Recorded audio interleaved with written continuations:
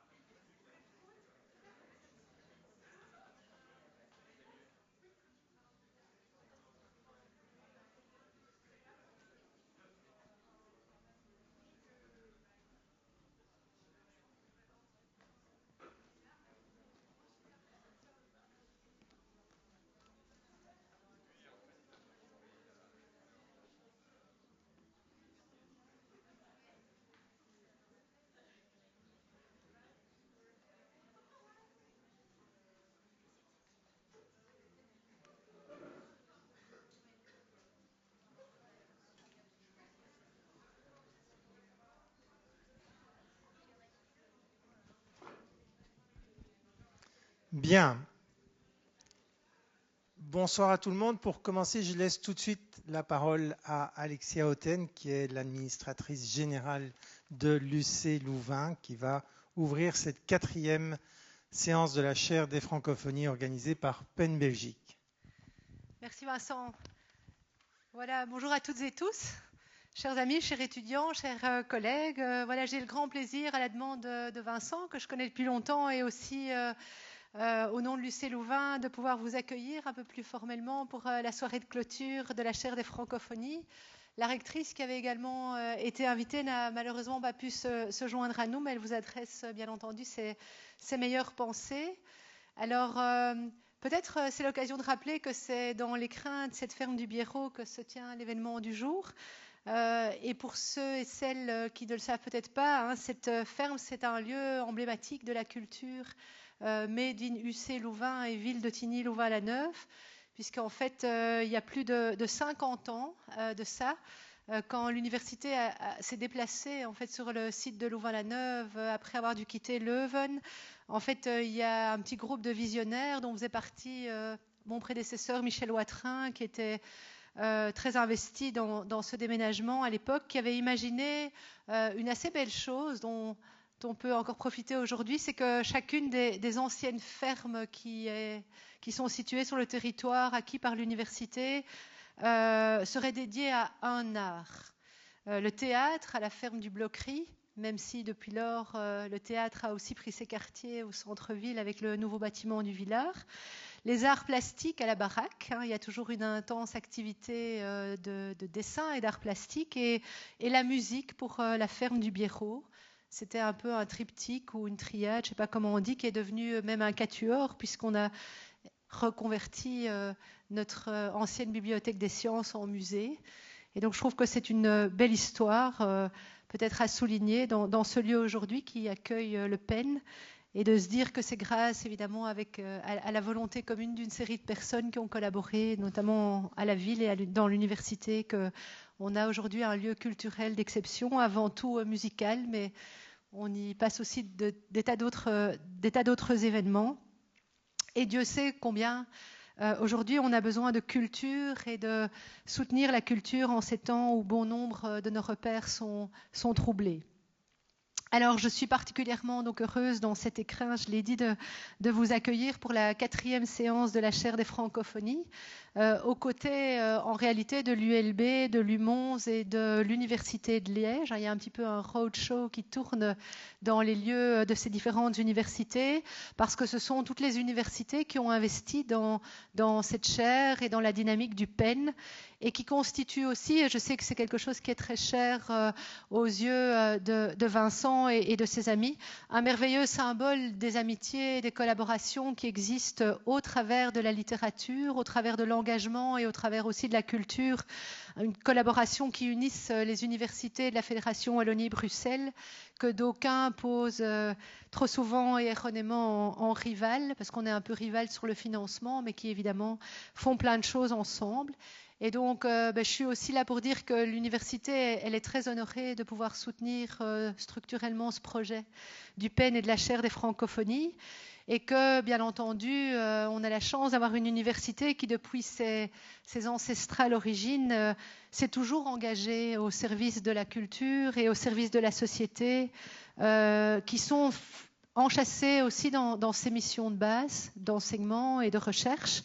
Et il faut savoir aussi que ce service à la société est aussi un des axes forts du plan stratégique de l'université qui est porté par la rectrice et le conseil rectoral. Et il nous semble évidemment que la chaire des francophonies touche à chacun de ces actes en apportant sur nos campus, sur vos campus, des voix littéraires du monde francophone, en nourrissant aussi la curiosité intellectuelle des étudiants, du personnel, de la communauté, en ouvrant évidemment des espaces de dialogue que la formation académique purement classique n'offre peut-être pas à elle seule. Et donc pour tout ça, on remercie évidemment les instigateurs de cet événement. Et évidemment, comme vous le savez, il y a aussi tout ce que PEN représente en Belgique et à l'international, la défense de la liberté d'expression et la promotion de la littérature et des auteurs comme vecteurs de paix et de dialogue. Et je me souviens que la première fois que Vincent m'en avait parlé, c'était au moment effectivement où tu as souhaité reprendre et réhabiliter PEN, et on n'était pas encore entré vraiment de plein pied, même si on sentait de grandes tensions géopolitiques dans les zones de fracture et de guerre que nous connaissons aujourd'hui. Et le fait que cette initiative ait été déclenchée, qu'elle ait lieu aujourd'hui, nous avait vraiment fait penser qu'on a eu raison de s'y lancer.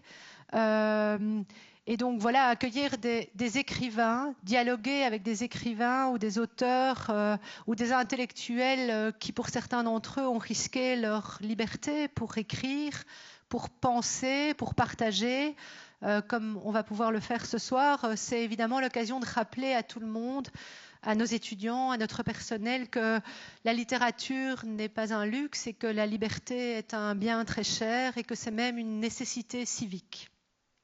Et donc, ce cycle, je l'ai déjà dit, il illustre ça et il illustre aussi ce qui nous tient toutes et tous à cœur. C'est le fait que les universités doivent travailler ensemble au service de cet engagement, dans un espace intellectuel commun, au service d'une communauté, d'une Belgique, d'une francophonie ouverte, curieuse et solidaire.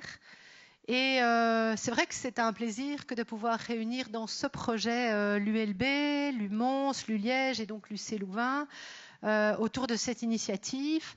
Et on a la joie de savoir aussi que bientôt l'Université de Namur va rejoindre ce petit cercle de la saison prochaine en complétant le paysage des universités francophones au sein du projet. Alors voilà, je ne serai pas plus longue, je voulais vraiment remercier les organisateurs, remercier les jeunes qui sont parmi nous, les moins jeunes. Et ce soir, on a le plaisir de clôturer le cycle avec Jean-Luc Rahari Manana et Général Valaiso. Alors je ne vous en dis pas plus, Vincent les présentera mieux que je ne peux le faire et c'est évidemment de leurs paroles que vous êtes venus vous abreuver. Je vous souhaite une très belle soirée.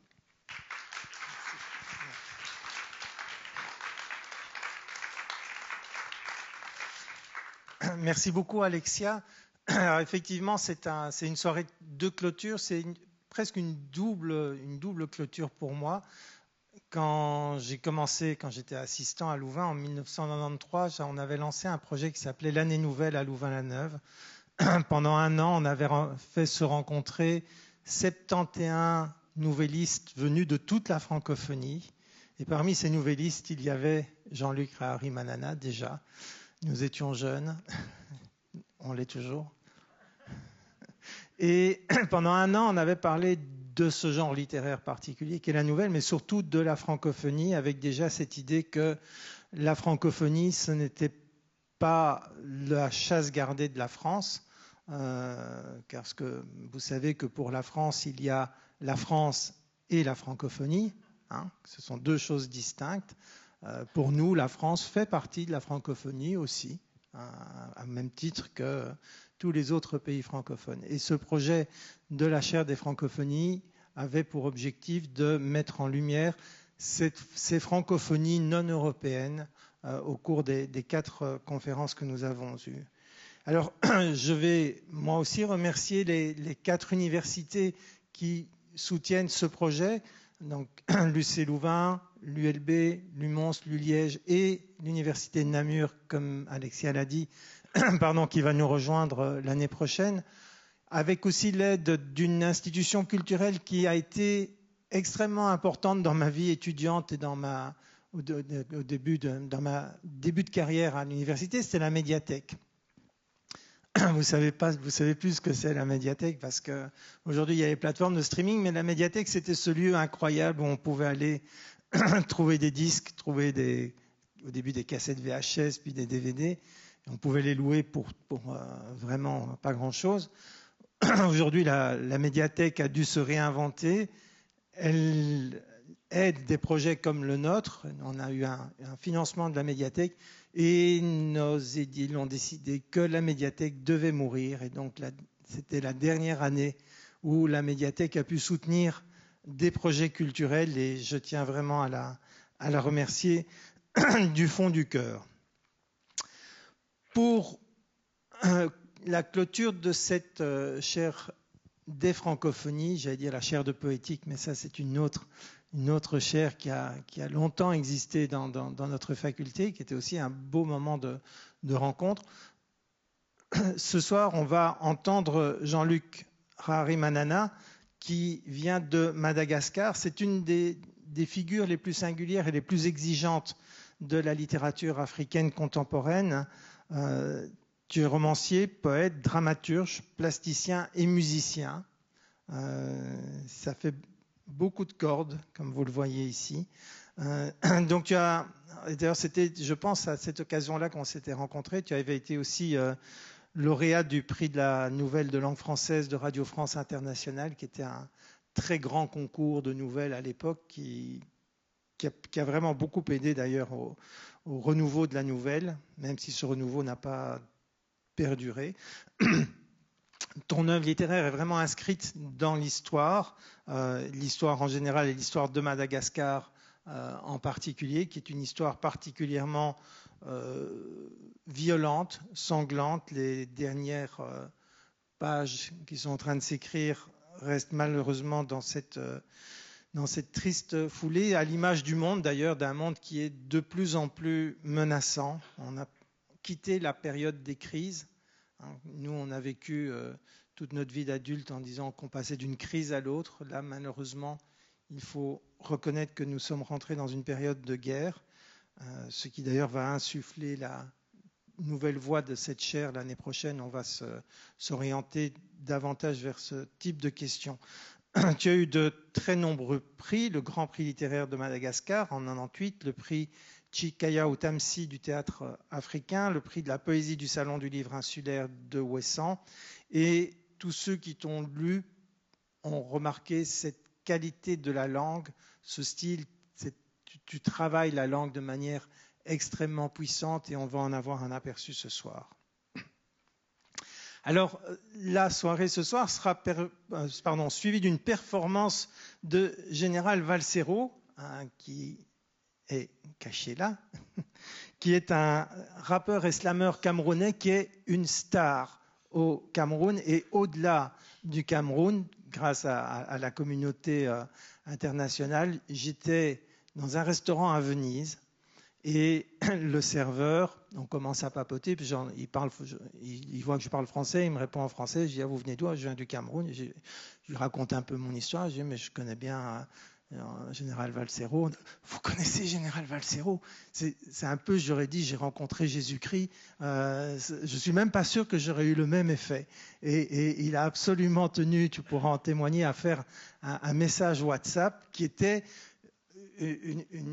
un acte de dévotion presque. Hein. Et donc, tu as vraiment construit une communauté, mais tu ne l'as pas construite comme ça, tu l'as construite par ton talent, par ton engagement. Tu es très engagé dans la vie politique camerounaise, qui n'est pas de tout repos non plus. Tu as été en prison. Et ce soir, tu vas faire une performance que tu as co-construite avec des étudiants du campus littérature de la mineure en création de l'UC Louvain. Voilà, je vais laisser la parole à l'art, à la littérature. Jean-Luc, la place t'appartient.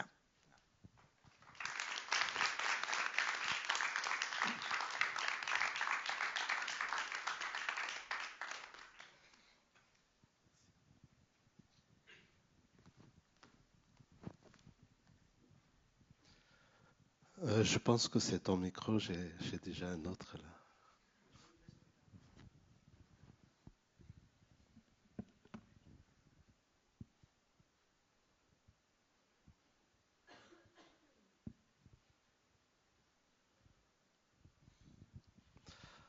Bonsoir à tout le monde.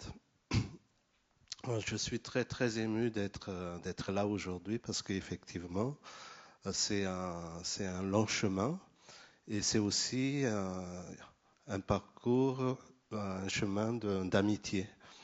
Et je remercie Vincent. On s'est rencontrés avec la nouvelle. On se disait, tiens, la nouvelle, c'est un genre mineur, mais nous allons rendre sa grandeur à ce genre littéraire.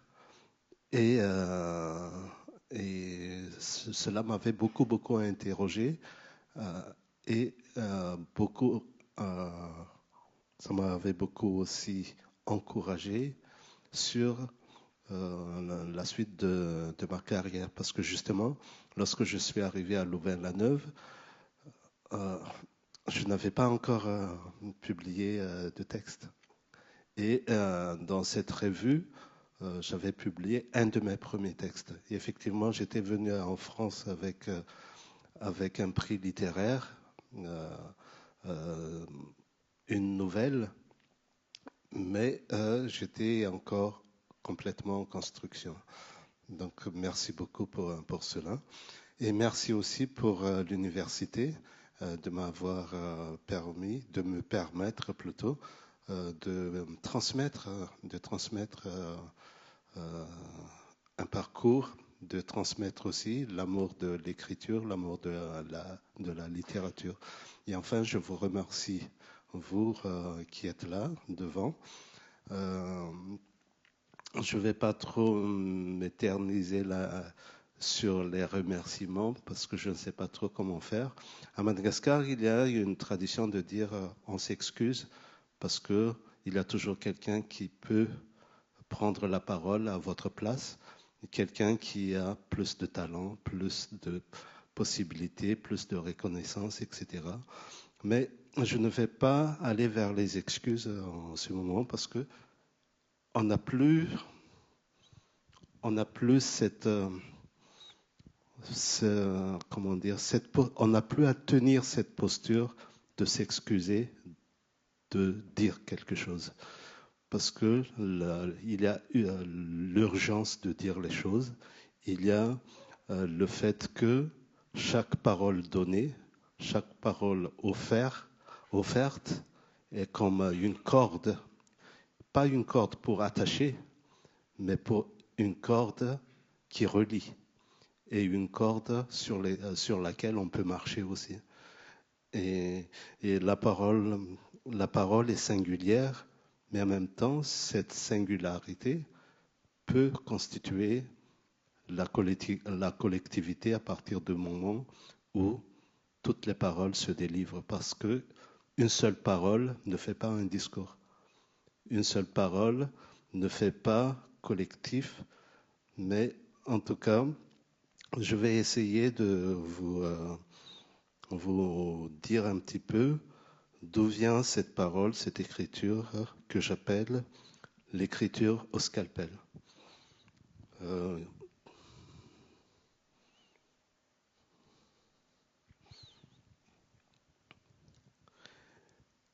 Et j'ai sous-titré « Que réparons-nous avec les mots ?» Dans un premier temps, je suis venu à l'écriture par l'oralité, paradoxalement, parce que Madagascar, c'est une île, vous le savez, une île aussi avec beaucoup de traditions orales. Et dans ma famille, nous étions une famille de conteurs et de conteuses. Donc très très très tôt, j'étais en lien avec l'oralité, avec la narration, avec la maîtrise du verbe. Et notamment, j'étais tout le temps avec ma grand-mère maternelle, qui était une très très grande conteuse et une très grande personne avec beaucoup de talent aussi, qui était musicienne, danseuse. Donc, si j'ai ça à côté de moi maintenant, c'est que c'est comme un stylo. Le stylo de l'oralité, ce sont les instruments de musique. Et donc, j'ai toujours commencé à raconter des histoires, mais quand je vous dis j'ai commencé vraiment très tôt, 7 ans, 8 ans. Et ce qui fait que venir à l'écriture, c'était quelque chose de tout à fait normal, mais qui n'était pas du tout conscient dès le départ. Dès le départ, on est dans une île, on est à Madagascar, et on est dans les années 70, fin des années 70, début des années 80. J'étais un jeune enfant, mais un jeune enfant qui ne savait pas que la colonisation, c'était simplement il y a une dizaine d'années. Donc imaginez-vous, vous, maintenant, il y a 10 ans avant. Et imaginez que votre pays était sous la colonisation. Est-ce que vous serez capable de le penser?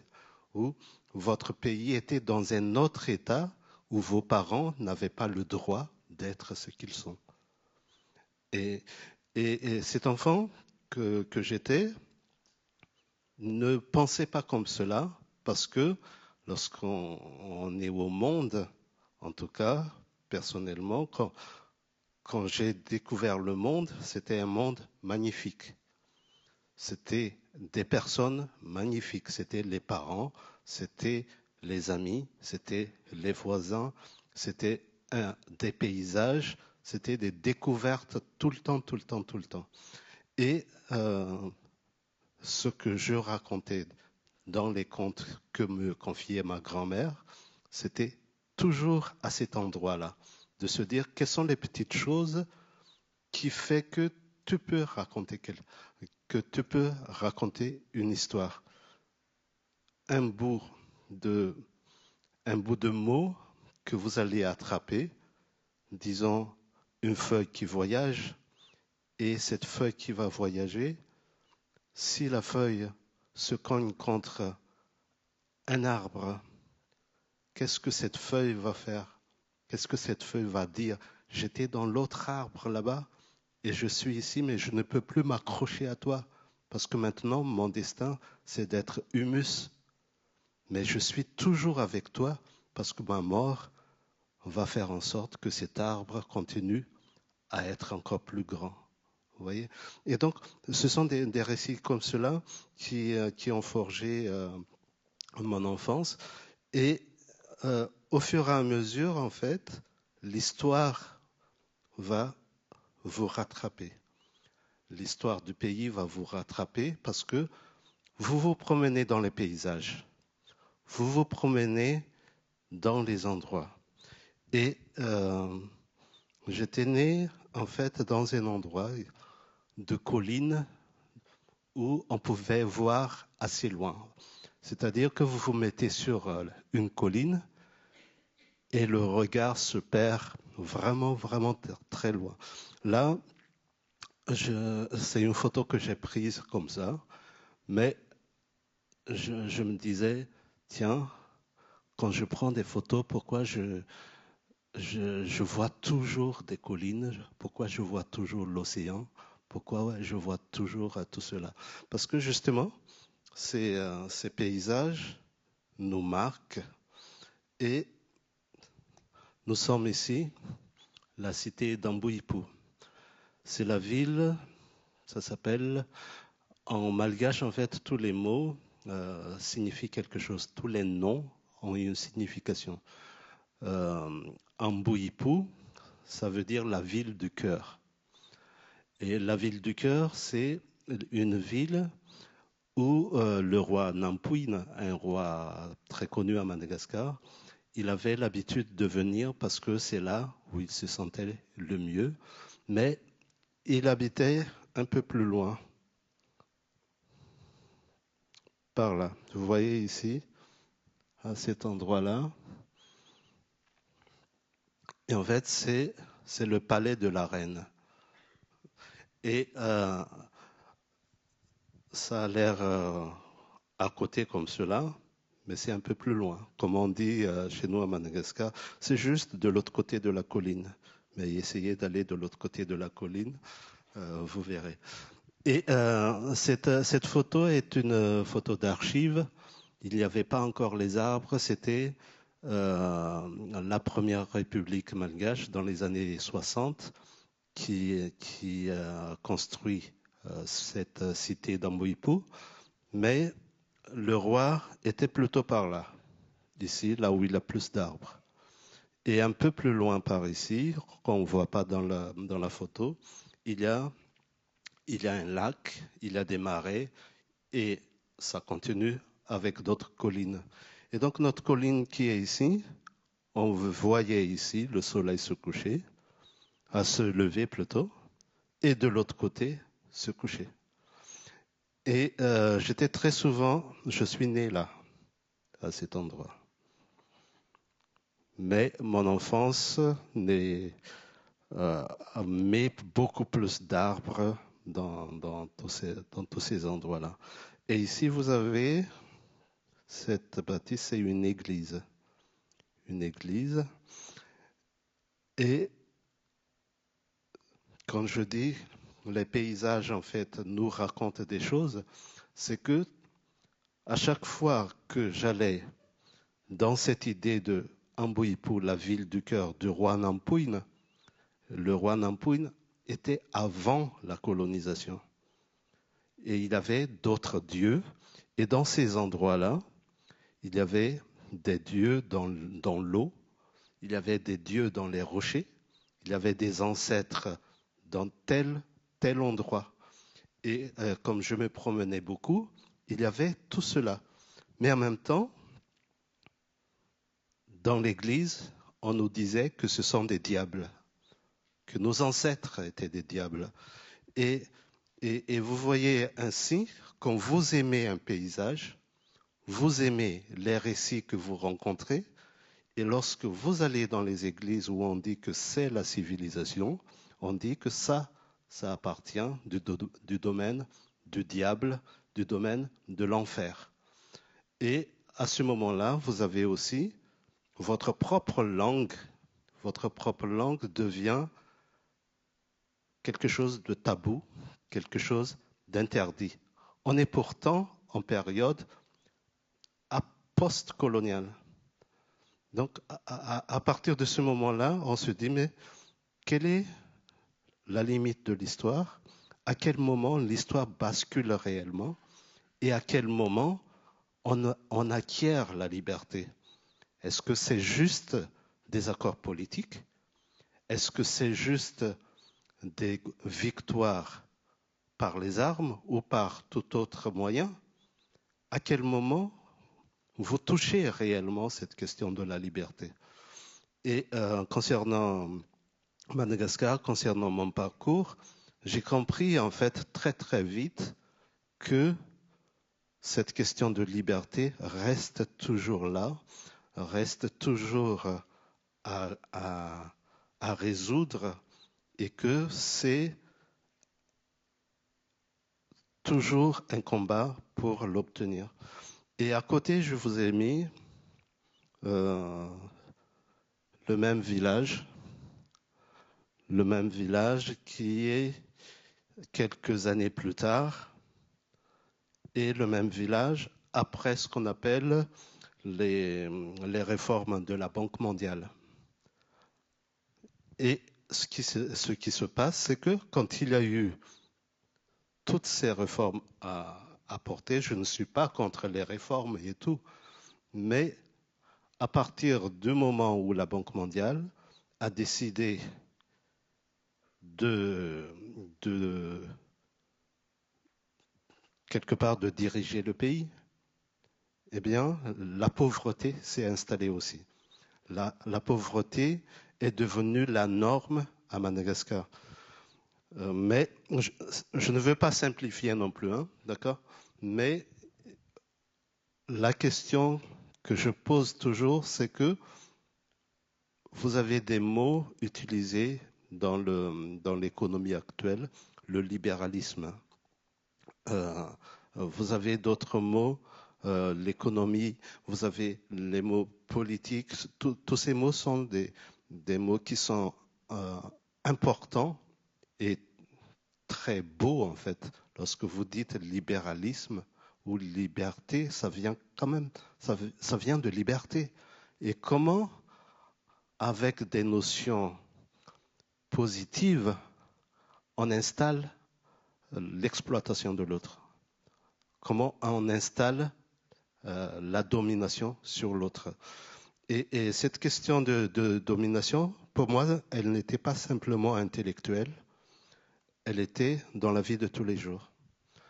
Et très vite, les jeunes comme vous, de votre âge, se sont révoltés à Madagascar.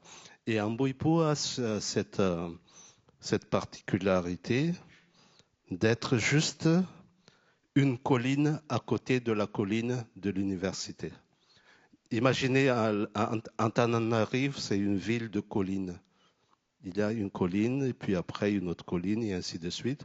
Ceux qui ont vu Kigali ou le Rwanda, le pays des 1000 collines, c'est à peu près le même paysage qu'à Madagascar. Et à l'université, évidemment, la contestation il y avait tout le temps des émeutes. Tout le temps des émeutes. Et j'étais enfant, en fait, lorsque j'ai vu et j'ai entendu les premiers coups de feu et quand je dis coup de feu, ce n'est pas simplement un coup de feu, vous voyez, mais on se rend compte que les militaires descendent dans le campus et nous, on avait cette possibilité, nous, les enfants, de se dire, tiens, ça c'est MAS 36, ça c'est Kalachnikov. Et la différence, en fait, c'est que quand c'est MAS 36, c'est que vous n'aviez pas plusieurs coups tout de suite. Kalachnikov, c'est Rafale. Et cela veut dire aussi, quand c'est MAS 36, c'est l'armée régulière, c'est-à-dire l'armée des peuples, et ils tirent en l'air.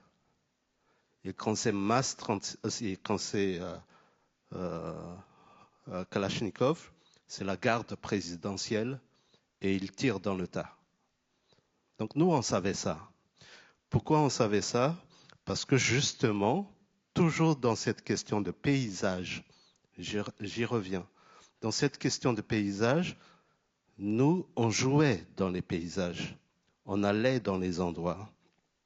Et quand les militaires viennent, on est dans un pays de collines. Donc on les voit arriver. Et on les voit encercler le campus. Et on les voit ramasser les corps et les mettre dans les camions.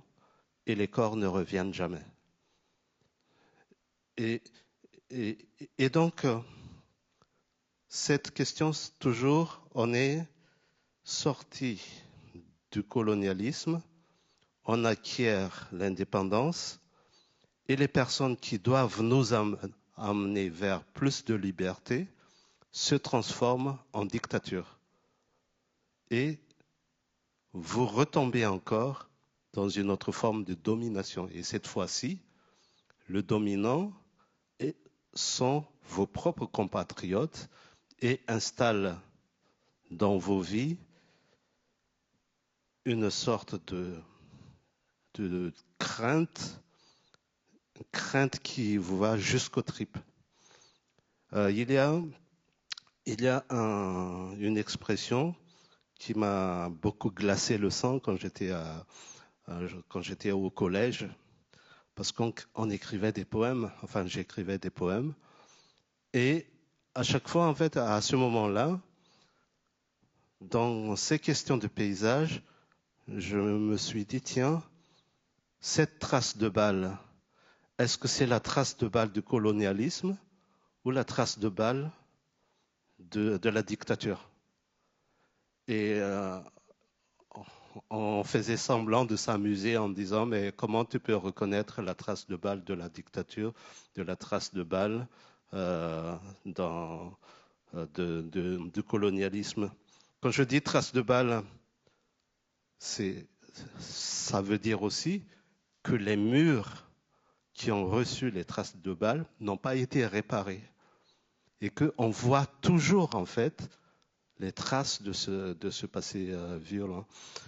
Et à partir de là, on est dans une sorte d'incompréhension. J'appartiens donc à une génération qui n'a pas connu le colonialisme.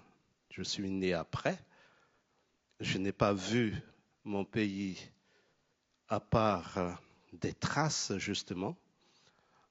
Je n'ai pas vu mon pays sous la domination du colonisateur. Et on avait un autre rapport avec les Français ou avec les Blancs en général, parce qu'on pouvait jouer avec eux, on pouvait parler avec eux, on pouvait même tomber amoureux ou amoureuse d'un Français ou d'une Française. Et les parents racontent autre chose. Les parents racontent comment, sur la même rue où vous marchez, quand ils marchaient sous la colonisation, ils étaient obligés d'aller sur le bas-côté, même pas sur la route, mais sur le bas-côté, là où il y a l'herbe, là où il y a la boue, parce que le colon doit passer. Et quand vous passez sur le même endroit, vous vous dites, mais comment cela a été possible? Donc, il y a une sorte d'impossibilité à expliquer, à comprendre cette question de rapport entre les êtres humains. Et à ce moment-là, les plaisanteries ou les remarques qu'on n'ose pas formuler à haute voix descendent dans vos corps, descendent dans vos ventres et vous mangent. Et j'ai eu conscience de cela très tôt, en fait, parce que voici, c'est une scène qui n'est pas des années 70 et qui est des années 2000. Mais c'est la même scène que moi, enfant, j'ai vue aussi. Et j'ai vu des plus grands que moi, des étudiants ramassés dans les camions. Et j'ai ressenti cette boule au ventre. Et de cette boule au ventre, il y a eu une sorte d'impossibilité pour moi de raconter. Parce que cette boule était trop pesante et que rien ne sortait de cette boule. Et quand je vous disais qu'il y avait cette joie de raconter les histoires, cette joie d'aller vers les petites choses, eh bien, la conscience de la prise de conscience de cette partie de l'histoire a fait que cette boule s'est créée et ma bouche s'est fermée. Je ne pouvais pas raconter.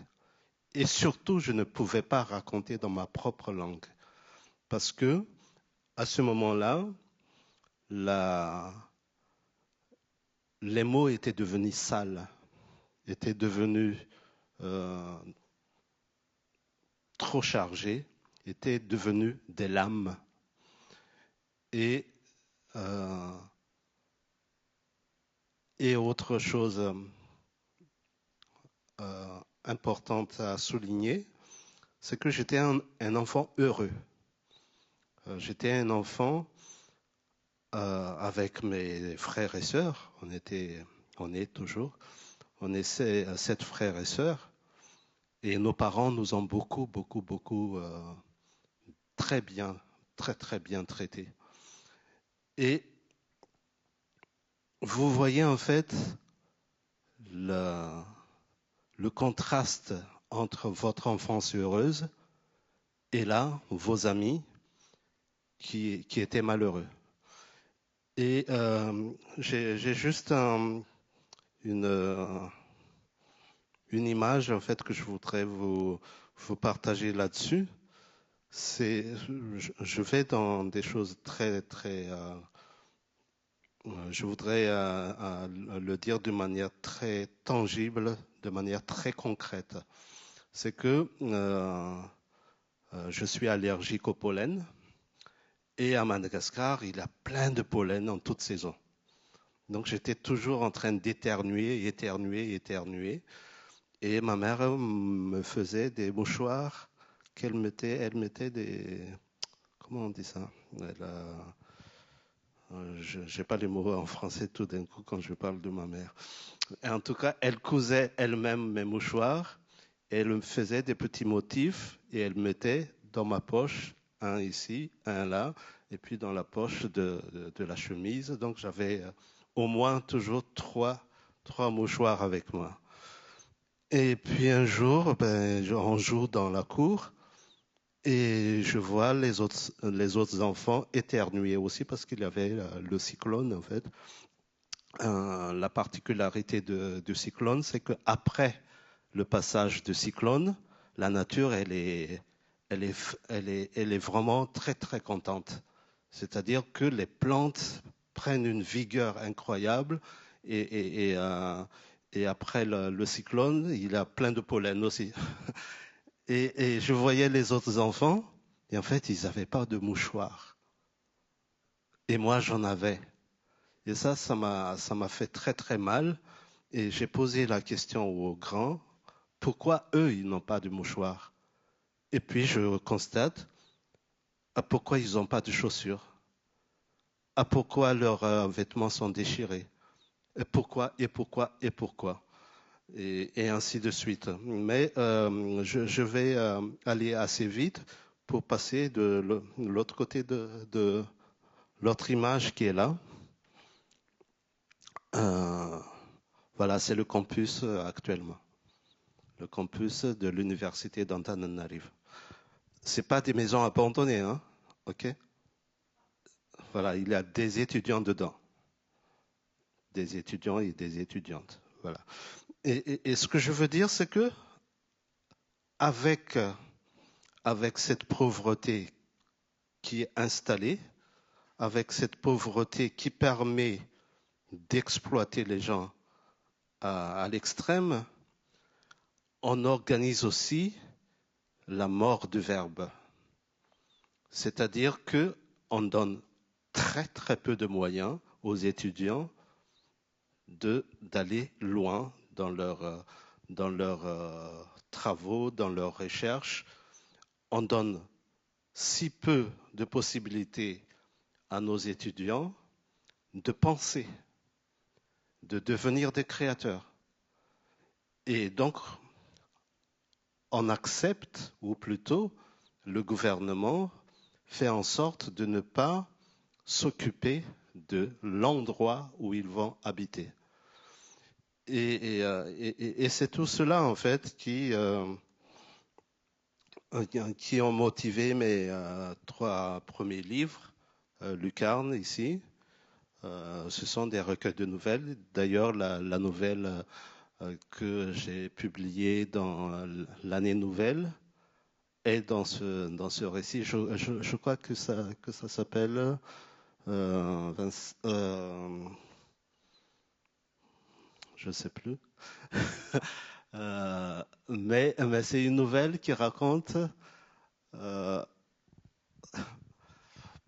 je suis troublé parce qu'on dirait que je parle d'aujourd'hui. C'est une nouvelle qui raconte l'exploitation d'une mine d'émeraude. Parce qu'en Madagascar, il y a beaucoup de pierres précieuses, il y a beaucoup de minerais. Et actuellement, on parle beaucoup des mines du Congo pour nos téléphones portables. Mais à Madagascar, dans le sud de Madagascar, il y a une des plus grosses mines au monde aussi, des terres rares, se trouve dans la région de Fort-Dauphin. Et si on a nos téléphones aujourd'hui, c'est cela aussi. Et vous êtes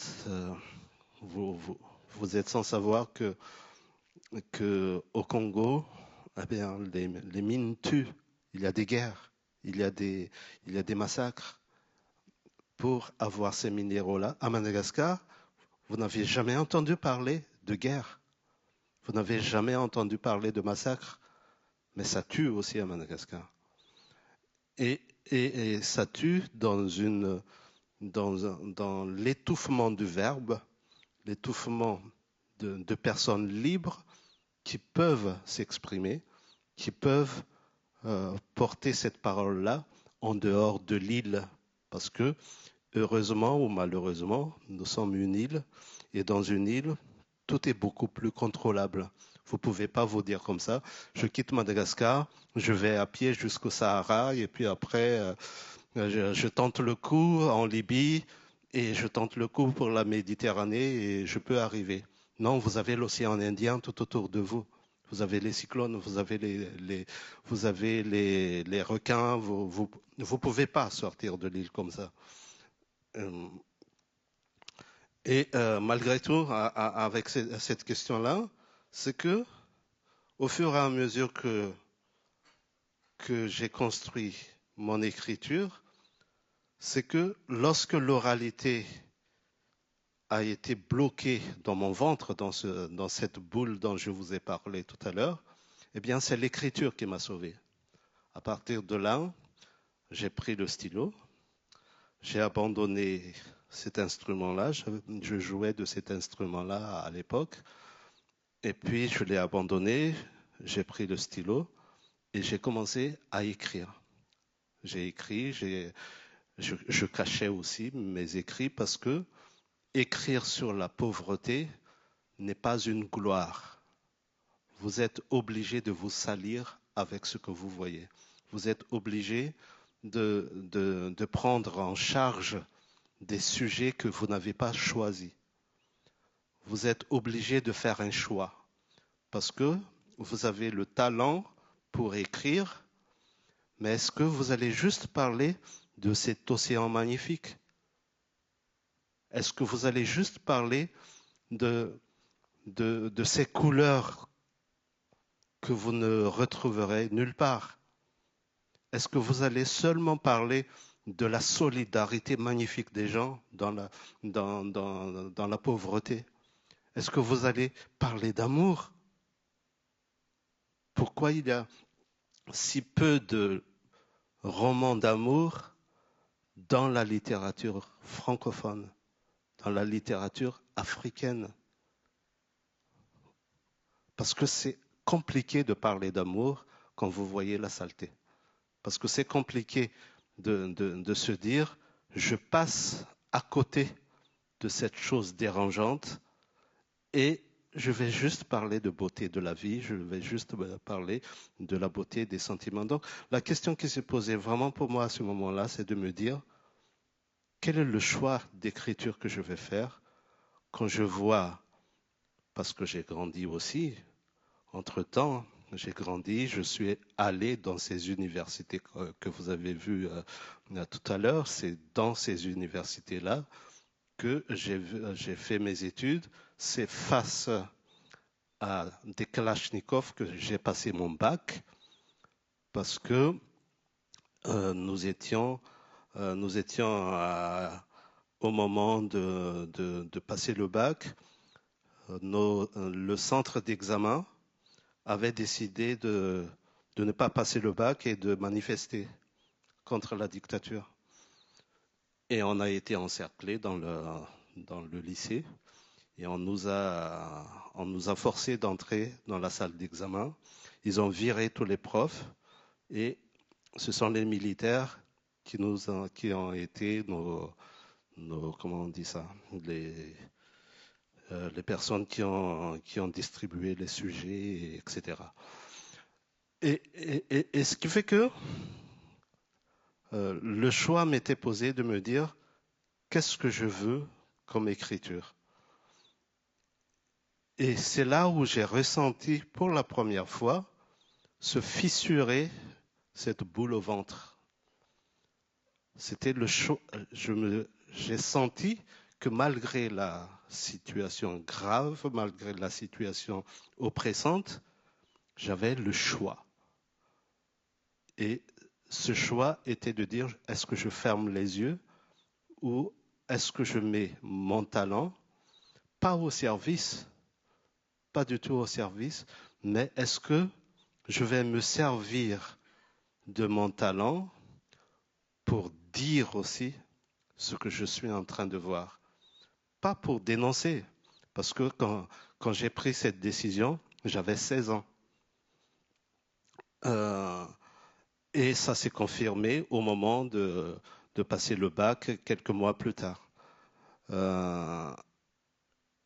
C'était aussi de se dire que ce choix, c'est le premier pas vers la liberté. Quand vous prenez le choix et que vous assumez votre choix, en fait, vous êtes libre, quoi qu'il se passe. Mais je n'avais pas encore cette conscience-là quand je vous dis qu'à 16 ans, j'ai fait le choix de me dire, je vais raconter cette histoire-là. Et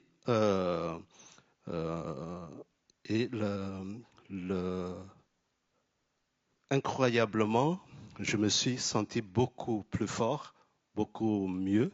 Enfin, mieux, non, pas mieux, mais mieux dans mon écriture. Et j'ai écrit ces premières nouvelles qui étaient donc dans ce livre, dans ce premier livre, Lucarne. Vous voyez, c'est publié en 1996. Je ne sais pas dire 90. 96. Mais c'était écrit dans les années 88-90. Donc j'avais entre 18 et 20 ans. Et ça a été publié quelques années après. Et dans ces nouvelles, c'était vraiment ce choix de me dire, je vais écrire au scalpel. Parce que c'est la violence qui m'a déchiré. Et c'est par la précision du chirurgien que je vais décortiquer ce qui m'a fait mal. Et à ce moment-là, il y a eu ce choix d'écriture que j'ai fait,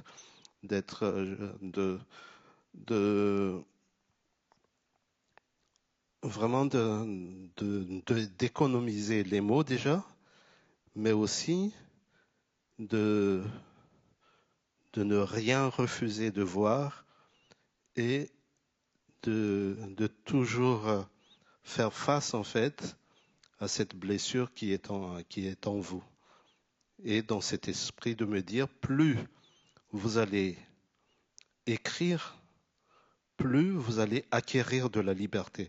Ce n'est pas un mot vain, ce dont je vous parle. Hein. Ce n'est pas juste pour faire joli, pour dire chaque mot vous amène à la liberté.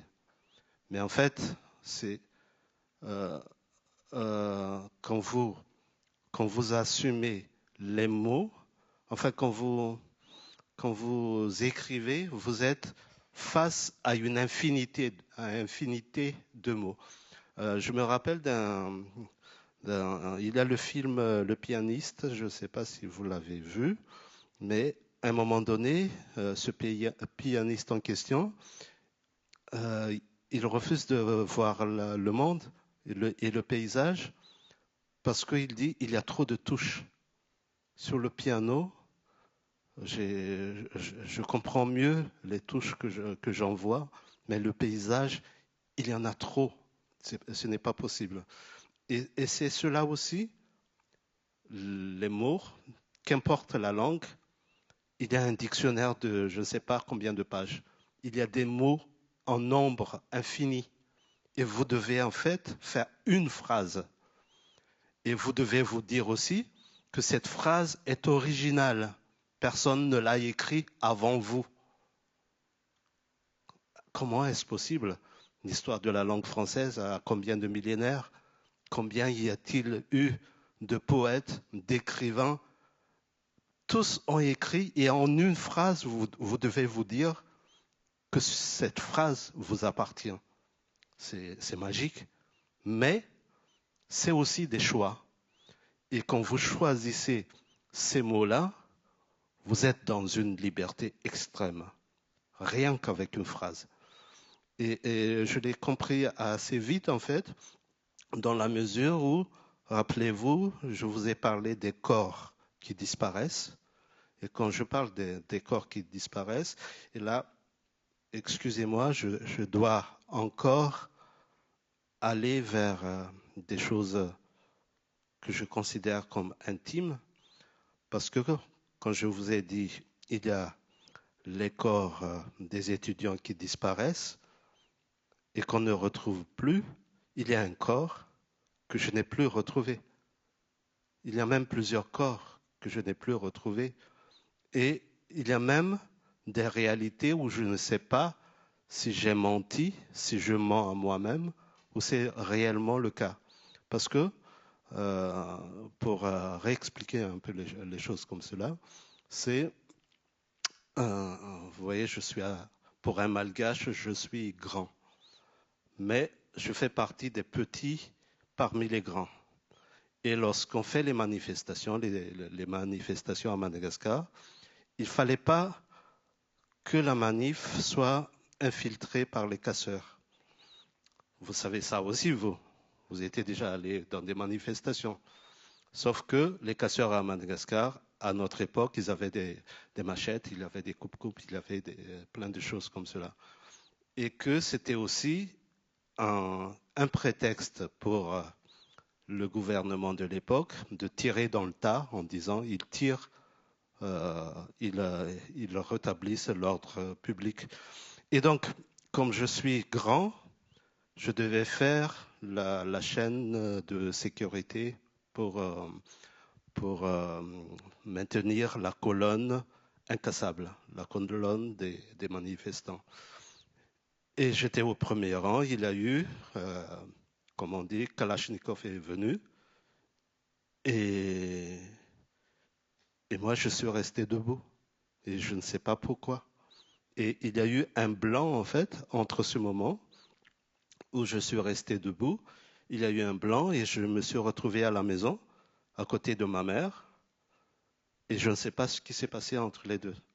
Et c'est pour ça que je vous dis là maintenant, est-ce que j'ai inventé ou pas inventé? Je ne peux pas vous dire si c'est vrai ou pas.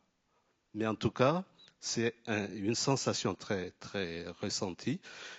Et c'est pour ça que je vous dis que le choix de chaque mot n'est pas évident parce que vous êtes dans un rapport avec la réalité et comment nommer la réalité qui est indicible, qui est presque impossible, mais vous devez faire ce choix de vous dire Allez, on y va. Et je vous lis un petit passage, en fait, écrit à cette époque-là.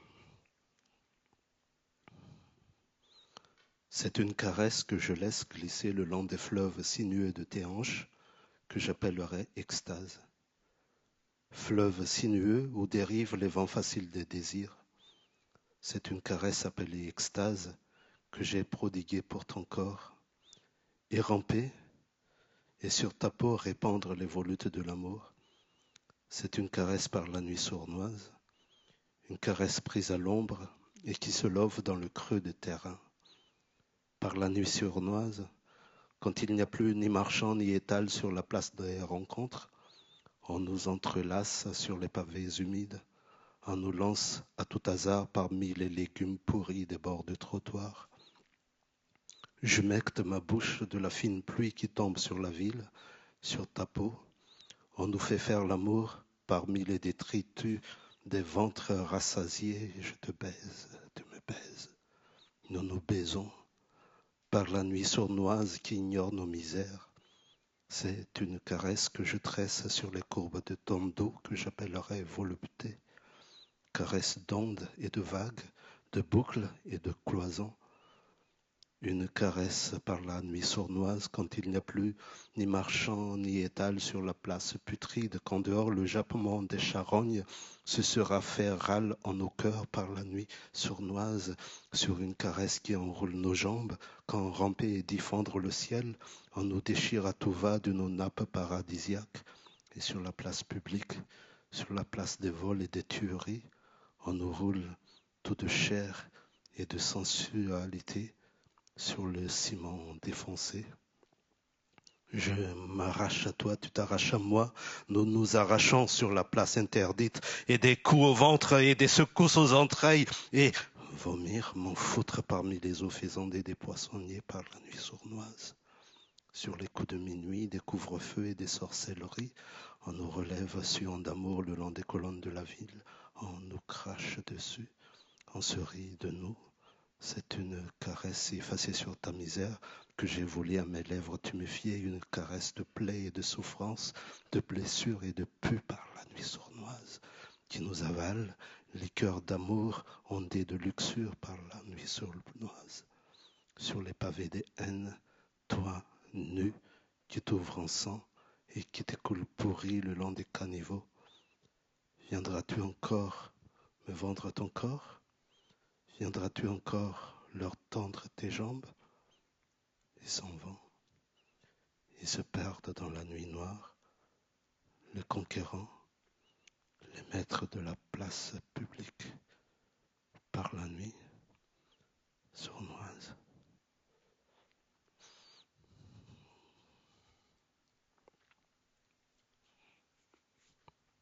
Et ainsi, ce choix, comme je vous l'ai dit, pose cette question de se dire comment on veut se porter dans cette réalité-là. Et je voulais me porter vivant. Je voulais me porter bien. Et c'est là où, extraordinairement, toutes les années d'oralité sont revenues. L'oralité est revenue, la musique est revenue, le théâtre est arrivé pour plusieurs raisons. C'est-à-dire que il était impossible pour moi de publier ce genre de texte à Madagascar et pour résoudre la question de l'impossibilité de publier, eh bien, nous avons fait théâtre.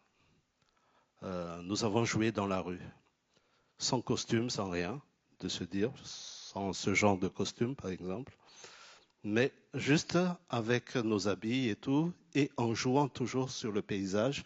Le paysage, tout d'un coup, vous tracez un cercle et ça devient une scène.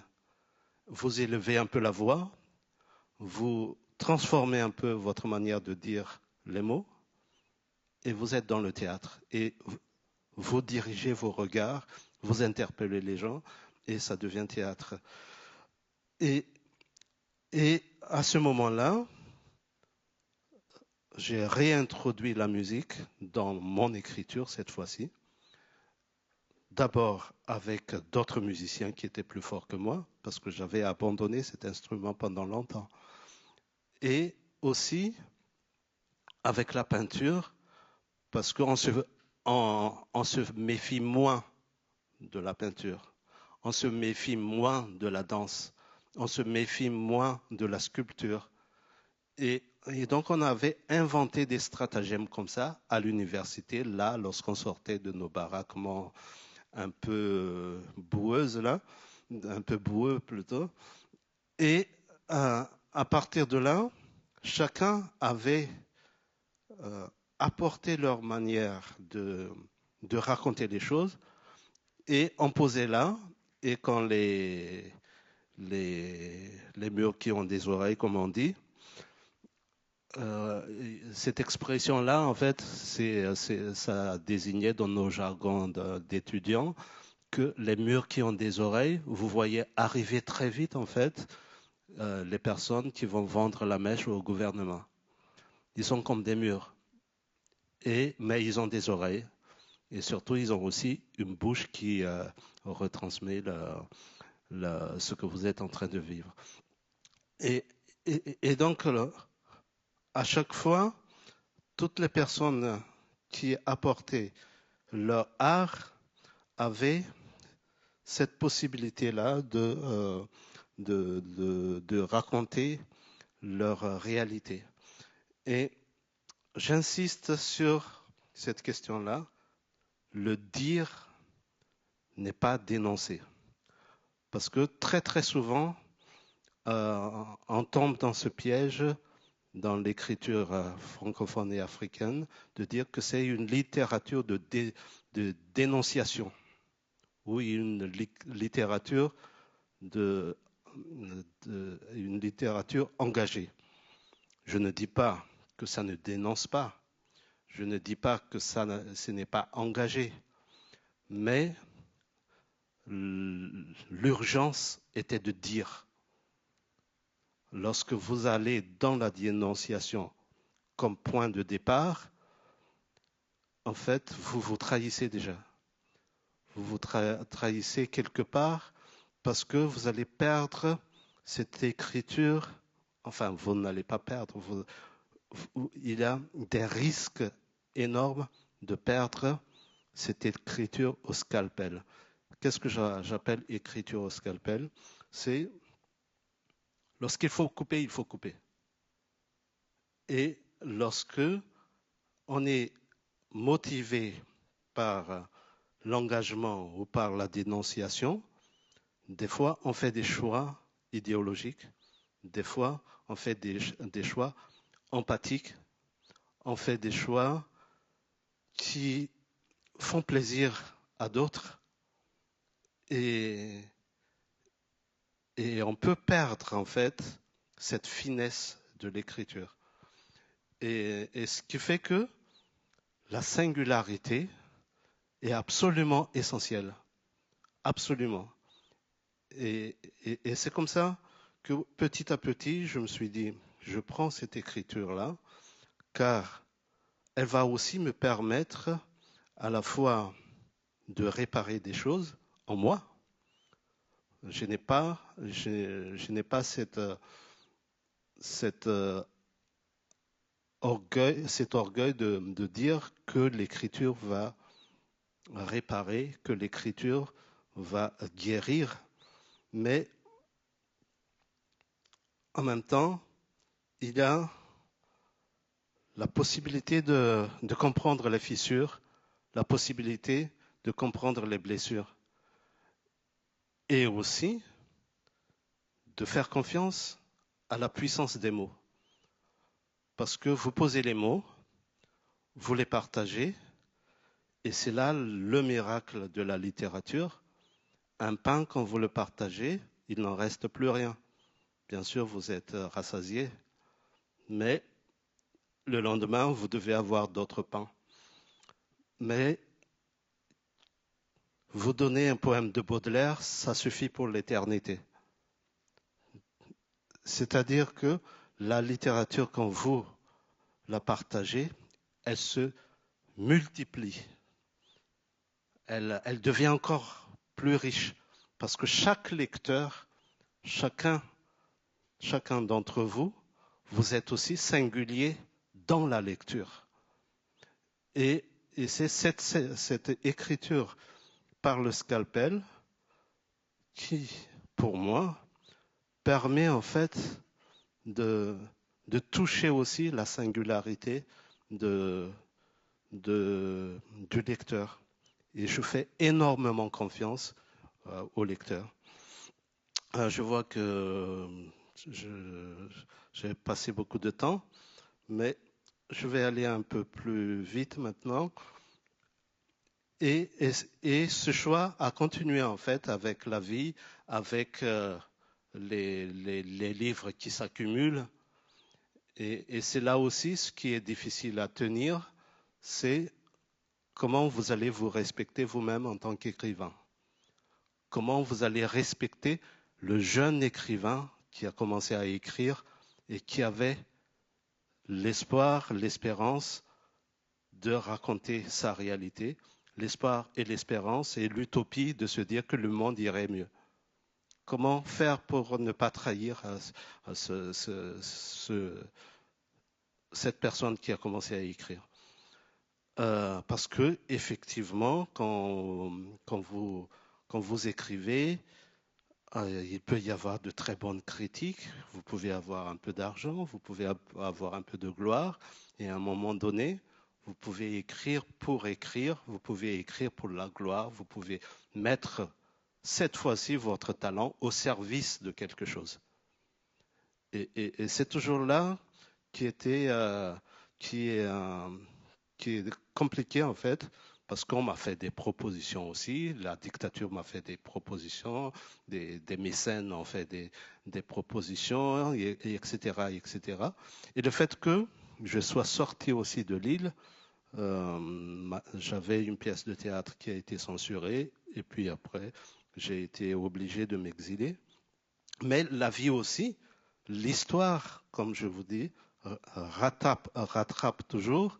Et en 2002, mon père a été torturé pour pas pour mes livres, parce que c'est une autre histoire, lui, parce que lui, il s'exprimait avec l'oralité, c'était un tribun et c'était un historien, et il avait une voix extrêmement puissante. Et donc il était politicien aussi dans l'opposition à la dictature. Et il a été torturé, et ça a donné ce livre, L'arbre anthropophage, où je raconte comment il a été torturé, comment nous avons essayé de le sortir de prison. Quelque part comme si la vie ne me donnait pas le choix de dévier. Donc là aussi, c'était le choix de se dire, est-ce que je vais rentrer dans la corruption pour sauver mon père? Je ne sais pas si vous imaginez cette chose-là. Rentrer dans la corruption, qu'est-ce que ça veut dire? Aller voir les ministres, aller voir les juges, les payer, les soudoyer, et puis accepter de se taire pour sauver votre propre père. Et mon père était en prison. On n'avait pas la possibilité de le rencontrer. Et je me suis posé cette question-là. Je suis un écrivain connu. Les médias occidentaux adorent ce genre d'histoire.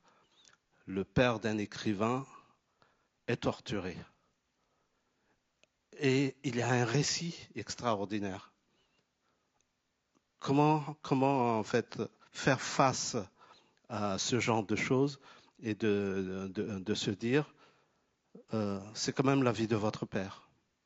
Ce père qui vous a donné une enfance magnifique.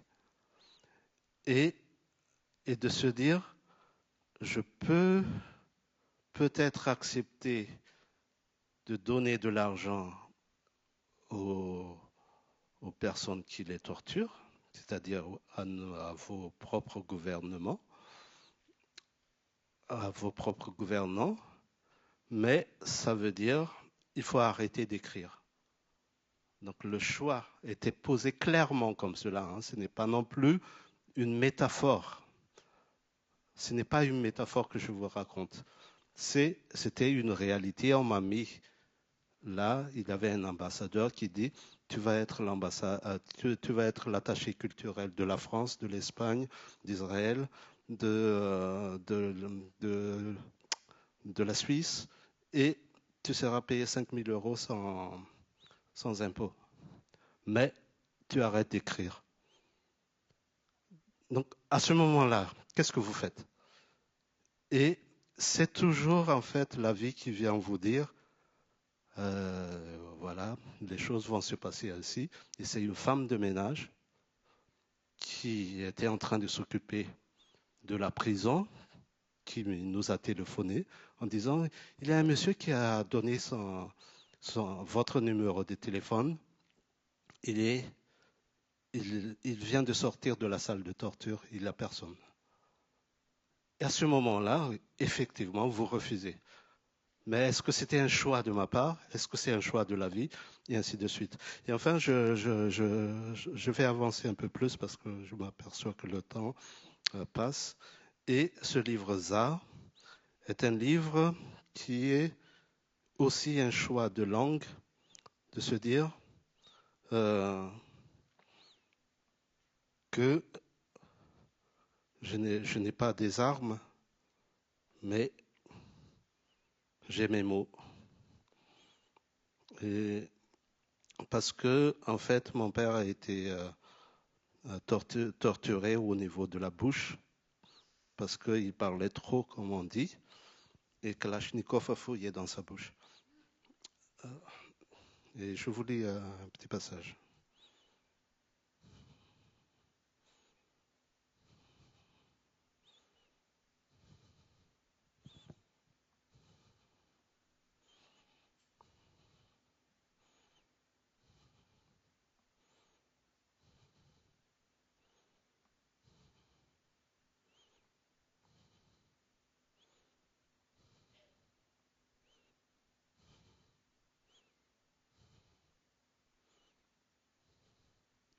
Excuse-moi.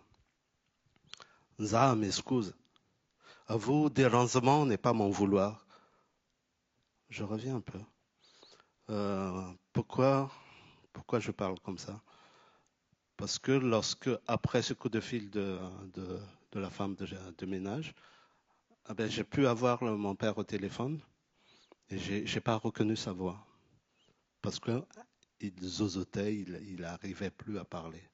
Parce que justement, la torture a été dans sa bouche. Excuse-moi, ça m'excuse. À vous, dérangement n'est pas mon vouloir. Défouloir de ans malaisé, mélangé dans la tête, mélangé dans la mélasse démoniacale et folique. Excuse-moi, ça m'excuse. Si ma parole à vous de travers dans ce vertige nauséabond, tango maloya, zouk colessere, zétez là, s'il vous plaît, zétez là ma pérole, et videz-la de ses tripes, cœur, bile et rancœur, zétez là ma parole, mais ne zétez pas ma personne. Triste personne des tristes trop piqués. Triste personne des Afriques, bingo, bongo. Grotesque elfade qui s'égaye dans les Congolaises. Langue fourchue sur les murs, mangue de la vie. Excuse-moi, ça m'excuse, ça plus bas que terre. Ça laisse la terre sous vos pieds plantés, ça moins que rien. Ça vous prend la parole au PC, au 8e PC, orgueil de la gorge qui s'ignore 20 fracas, mère des échos qui se fracassent sur la soupe superbe indifférence de nos maîtres qui savent la soif puissance de la force, puissance contre nos acculés, pressés, broyés, savent la vassale lasté à nos rivières jamais savent. Ils savent.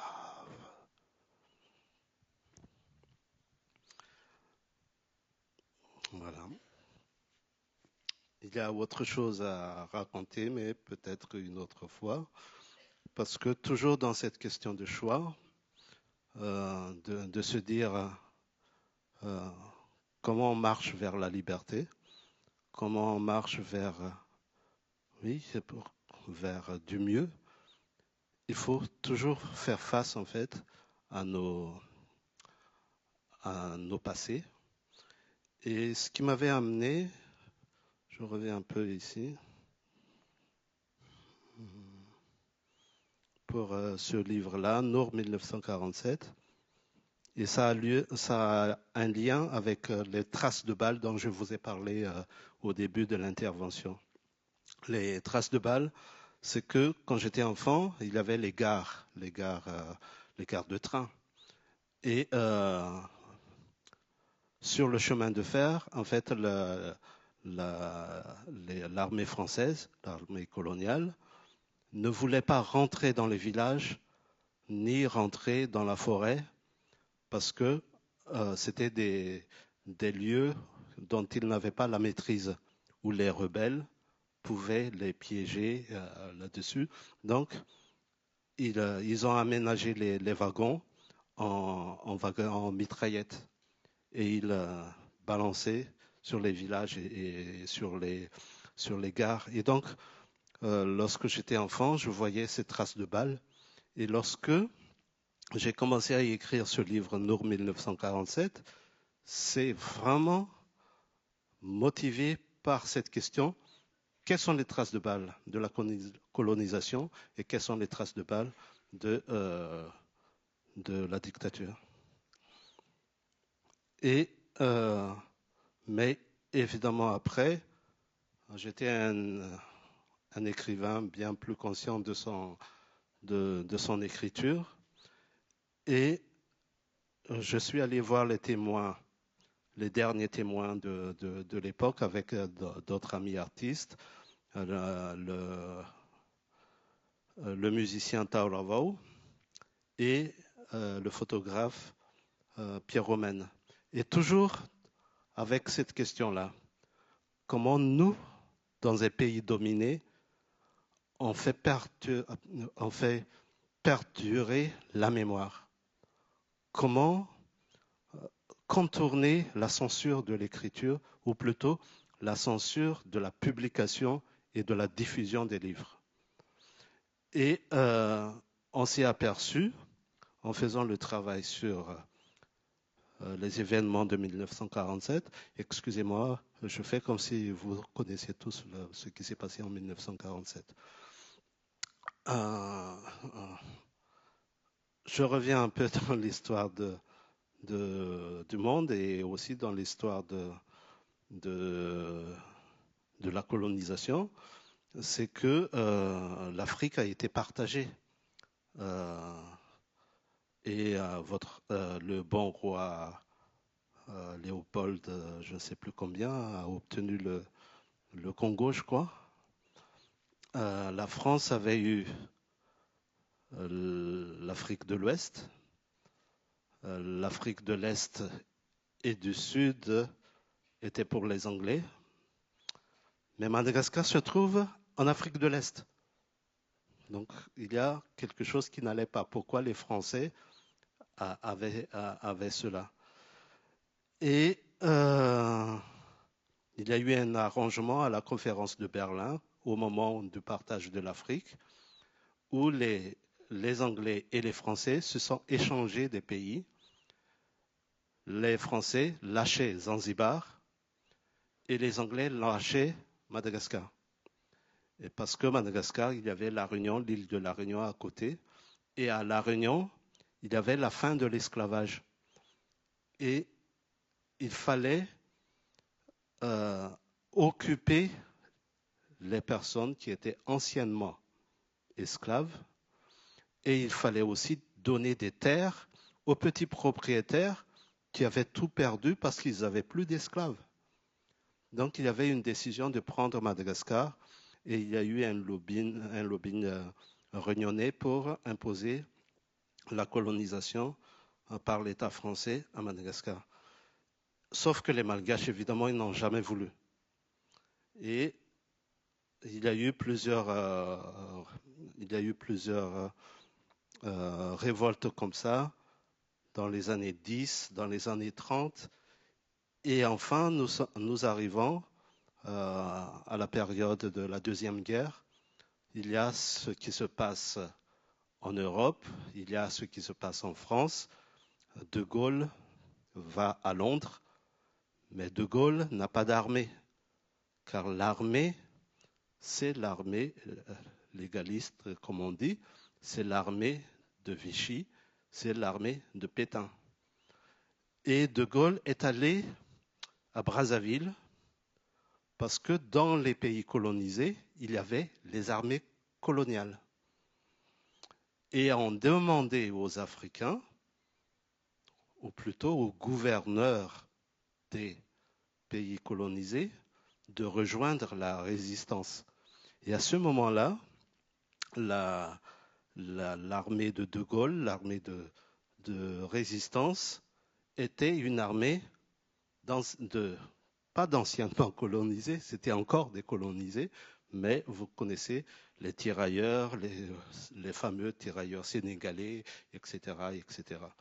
Sauf que à ce moment-là, De Gaulle a promis l'indépendance à la fin de la guerre. Lorsque on allait venir à bout du nazisme, eh bien, les pays africains allaient être indépendants.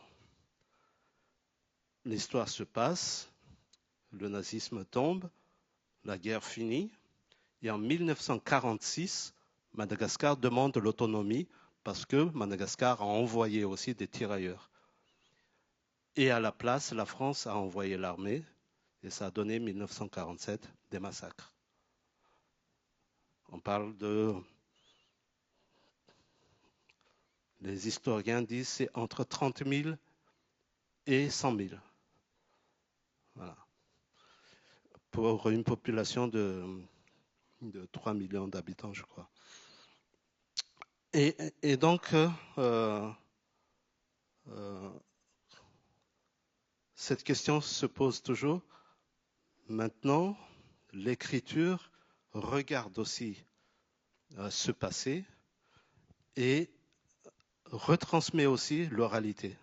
Et tous ces témoins, en fait, ils n'avaient pas cette possibilité d'écrire leur propre histoire, ce qu'ils ont vu, ce qu'ils ont vécu. Et c'est comme ça que nous sommes allés avec ces différentes formes, parce que dans la chanson, il y a des paroles qui racontent 1947. Dans la chanson traditionnelle malgache, dans les rythmes de la musique, vous aviez ces traces toujours de la résistance, ces traces de la conquête permanente de la liberté. Et nous avons fait donc ces photos, nous avons écrit de la musique, et ça a abouti à un spectacle, ça a abouti à une forme de transmission. Et c'est toujours là la question délicate de se dire à quel moment vous portez une réalité douloureuse et à quel moment vous faites de la beauté. Et est-ce que c'est légitime de faire de la beauté sur des horreurs? C'est une question qui n'est pas si facile que ça. Mais maintenant, je me rappelle toujours de l'enfant heureux avec les paysages. Et j'étais toujours dans la beauté et je me sentais bien. Et donc pour porter aussi cette sensation de bien, pour me garder avec l'âme de cet enfant, je dois rester avec la beauté des choses. Et cette beauté des choses peut aller au-delà de l'horreur. C'est-à-dire, cette beauté des choses n'efface pas l'horreur, mais cette beauté des choses redonne de la dignité aux gens qui ont perdu leur liberté. Et enfin, je finis avec ce livre, La Voix le loin, 100 poèmes. Et l'idée, à cette fois-ci, c'est vraiment de revenir à la question de l'oralité et de l'écriture. Et je me suis servi de 2 instruments traditionnels. Je suis revenu à cet instrument. Il a fallu réapprendre, m'écorcher les mains parce que c'est du métal. Et il a fallu réapprendre la musique, mais la musique était là avec l'écriture. Et je vous propose une petite lecture pour finir. Et j'ai largement dépassé mon temps, mais voilà, on va installer la petite scène et on passera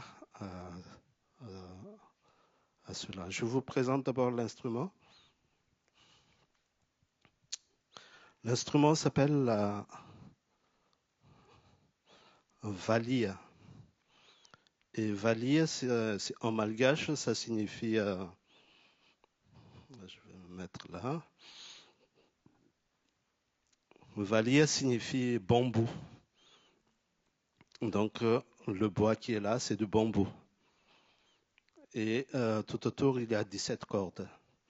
Et vous voyez ces choses-là, c'est de la calebasse, parce que les cordes de métal doivent manger la calebasse pour produire le son et pour produire du son entre métal et bois.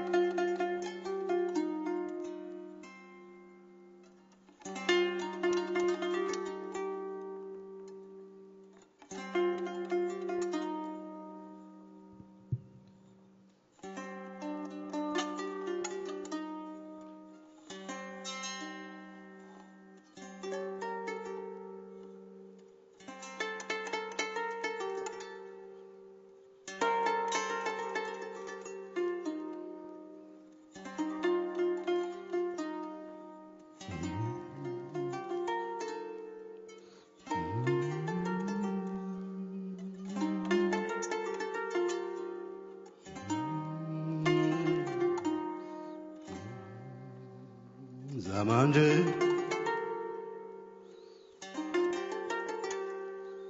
Zamanje Gabura,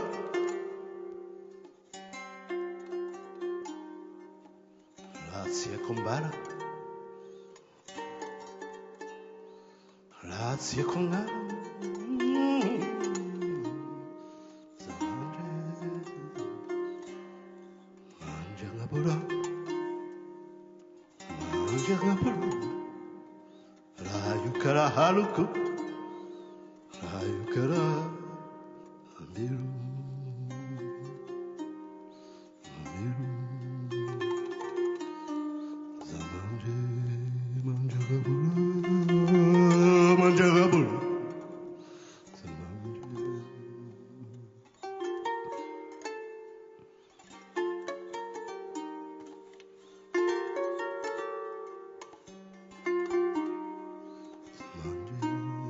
Mangiatimi la figli, mangiatimi taie, mangiatimi tafi, mangiatimi fa.